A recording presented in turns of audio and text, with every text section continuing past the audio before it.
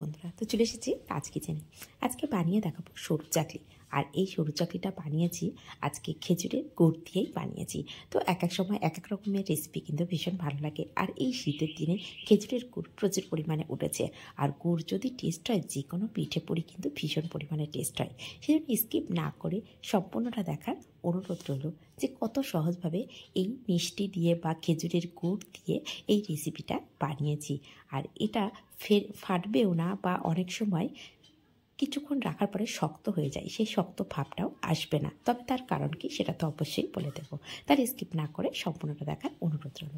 তো এখানে আমি নিয়েছি ঢেঁকি ছাটা চালের গুঁড়ো। এই চালের গুঁড়ো বা চালের আটা নিয়েছি 1.5 কাপ, আর এখানে 1/2 কাপ নিয়েছি ময়দা, আর এখানে দিয়ে দেব স্বাদ অনুযায়ী লবণ। আর এখন আমি দিয়ে দেব খেজুরের গুড়। এই গুড়টা পরিমাণ মতো দিয়ে দেবো, যে পরিমাণে মিষ্টি খেতে পছন্দ করেন সেই পরিমাণে দিয়ে নিতে হবে। এই জন্য এর মাপটা কিন্তু সঠিক বললাম না, কারণ এক একজনের মিষ্টি এক এক রকমভাবে খায়। এখানে অল্প অল্প করে জল দিয়ে আমি একটি ব্যাটার রেডি করব। এই ব্যাটারটা রেডি করার সময় কিন্তু একদমই বেশি পরিমাণে জল দেব না। আর জলটা আমি হালকা উষ্ণ গরম জল নিয়েছি, একদম ঠান্ডা জল ব্যবহার করিনি। তো এইভাবে অল্প অল্প জল দিয়ে আমি প্রথমে একটা ঘন ব্যাটার রেডি করছি, বা যেমন আটা মাখি সে তেমনই করে নিচ্ছি। দেখুন অনেকটা শক্ত, এটা যতটা মাখা হবে না ভালো করে তত আস্তে আস্তে কিন্তু এটা অনেকটাই নরম হয়ে যাচ্ছে, সেটা দেখেই বুঝতে পারছেন।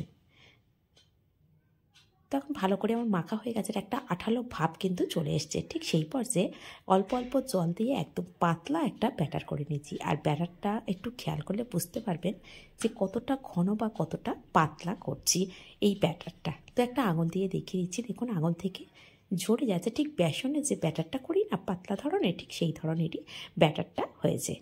তো ব্যাটারটাকে আমি 10 মিনিটের জন্য রেস্টে রেখে দেব। তারপরেই এটাকে আমি রেডি করব সরু চাকলি পিঠা।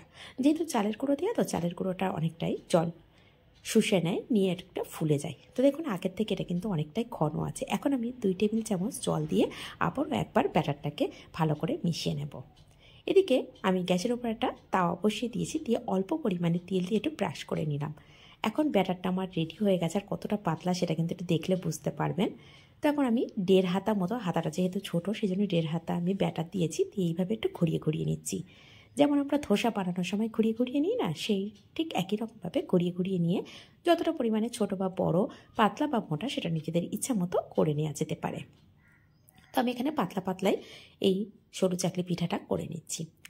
আর এটা আলাদা করে কিছু দিয়ে খাওয়ারই প্রয়োজন হয় না, কারণ এর মধ্যে খেজুরের গুড় দেওয়া আছে। সেজন্য আলাদা করে গুড় নেওয়ারও প্রয়োজন হয় না, বা কোনো মাংস কষারও প্রয়োজন হয় না, যেহেতু এটা মিষ্টি। একবার হলো বাড়িতে কিন্তু বানিয়ে দেখতে পারেন, আর এটা বাড়ির বাচ্চারা কিন্তু ভীষণ পছন্দ করেও খাবে। এইভাবে আমি প্রত্যেকটাই তুলে নিচ্ছি। তো এখানে আবারও ঠিক একইভাবে পরেরটা আমি রেডি করছি। আর ব্যাটারটা কিন্তু আবারও বলছি একটু খেয়াল করে দেখতে পারেন কতটা পাতলা হয়েছে, সেটা কিন্তু দেখলে বুঝতে পারবেন। দেখুন আমি যখন হাতা দিচ্ছি না, এমনি তাওয়া দিয়ে হালকা করে হাত দিয়ে ঘুরিয়ে দিচ্ছি, ঠিক সেইভাবে ঘুরে যাচ্ছে। তাহলে কতটা পাতলা হয়েছে এটা কিন্তু একটু বুঝে নিতে হবে।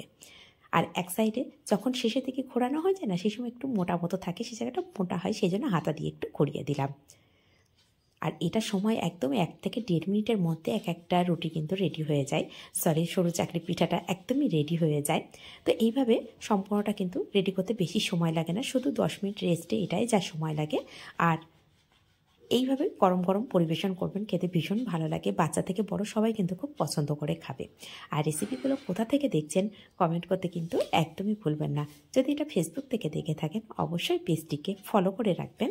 আর যদি এটা ইউটিউব চ্যানেল থেকে দেখে থাকেন চ্যানেলটিকে সাবস্ক্রাইব করে পাশে থাকা বেল আইকনটি প্রেস করে রাখবেন। যখনই কোনো নিত্য নতুন রেসিপি আপলোড করব সবার আগে পৌঁছে যাবে আপনাদের কাছে। আর রেসিপিগুলো যদি একটু হলেও উপকারে আসে বা ভালো লেগে থাকে নিজেদের মানুষের কাছে একটু শেয়ার করে রাখবেন, এতে করে তারা এই সহজ রেসিপি সহজভাবে বানিয়ে নিতে পারবে। আর এখানে দেখুন একদম রুটির মতন হয়ে যাচ্ছে। ওপরে আমি তেলের পরিমাণটা কিন্তু খুব কম দিচ্ছি, এখানে তেলও অনেক কম লাগে। সেই জন্য এই রেসিপিটা খুব সহজভাবে বানিয়ে নিতে পারেন, একটা স্বাস্থ্যকর রেসিপি বলতে পারেন। এখানে ময়দা খাওয়া হচ্ছে না, তারপর পরিবর্তে আমরা এখানে চালের গুঁড়ো খাচ্ছি, গুড় খাচ্ছি, চিনি খাচ্ছি না। আবার তেলের পরিমাণটাও ভীষণ পরিমাণে কম, সামান্য 2-1 ফোঁটা তেল দিয়ে কিন্তু এই রেসিপিটা রেডি করে নেওয়া যাচ্ছে। এটা বাচ্চাদের টিফিনেও দিতে পারেন, বা বাচ্চারা তো ভীষণ পছন্দ করেই খায়, আর বড়দেরও ভীষণ পছন্দের হতে পারে যদি এইভাবে বানানো হয়। আর এখানে বলে রাখি, খেজুরের গুড় যত ভালো হবে ততই কিন্তু টেস্ট বেশি হয়, এটা তো সবাই জানেন। তো রেসিপিগুলো কেমন হচ্ছে অবশ্যই কমেন্ট করতে কিন্তু ভুলবেন না। তো এইভাবে সমস্তটাই আমি রেডি করে নিয়েছি, আর রেডি করে নিয়ে এখন আপনাদের সামনে একটা দেখিয়ে দেবো যে কত সুন্দর পাতলা হয়েছে।